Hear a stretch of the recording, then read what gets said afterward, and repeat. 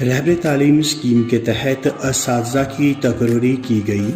ये स्कीम 2000 में लागू हुई। इसके बाद 2003 में SSA अभियान चला, जिसके तहत दूर दराज स्कूलों में असातिज़ा को तैनात किया गया, जिनकी तादाद 2018-19 तक तकरीबन 60,000 हो गई। 2018-19 में ही सरकार ने कहा कि इन असातिज़ा को दीगर मुलाजमीन की तरह 7वें पे कमीशन नहीं दिया जाएगा।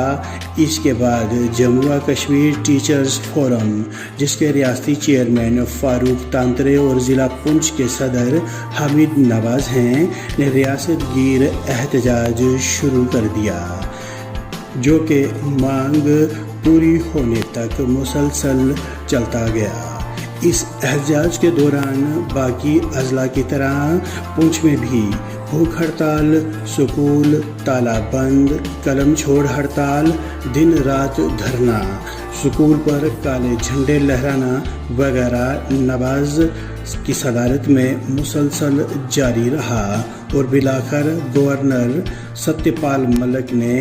इन असातिज़ा की मांग को पूरा करने के लिए एक रास्ता निकाला, जिसका नाम टीचर्स ग्रेड 2 और ग्रेड 3 रखा गया।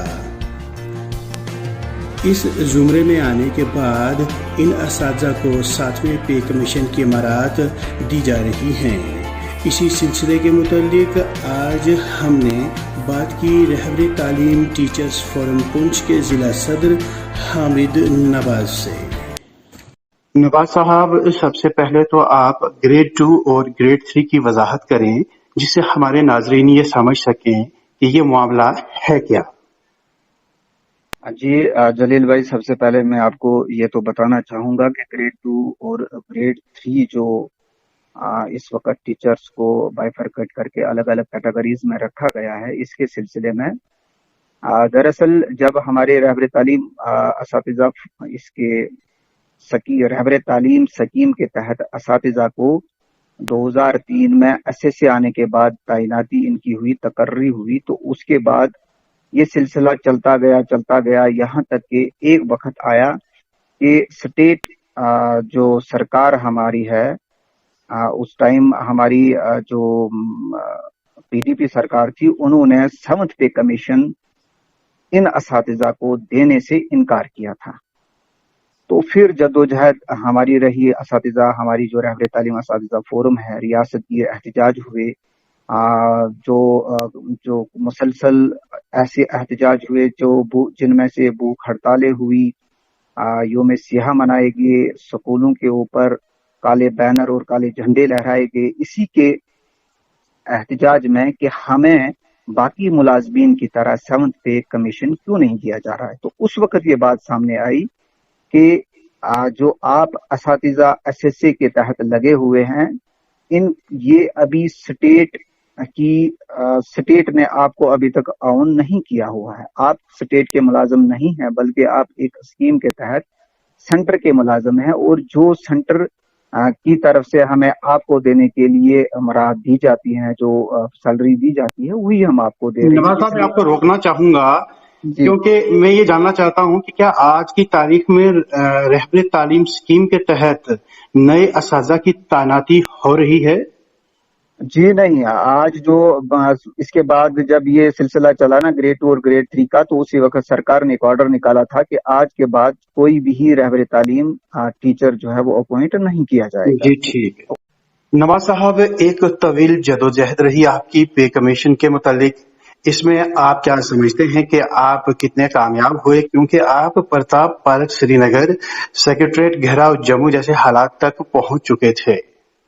जी जलील भाई, ये एक लंबी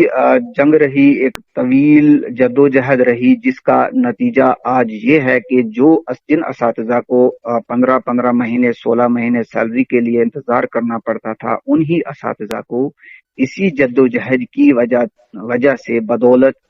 इसी जद्दोजहद की बदौलत आज उनकी सैलरी जो है वो मंथली मिल रही है। इसमें बहुत सारे लोगों की काविशें रही हैं, जैसे हमारे रियासती चेयरमैन फारूक अहमद तांतरे साहब थे,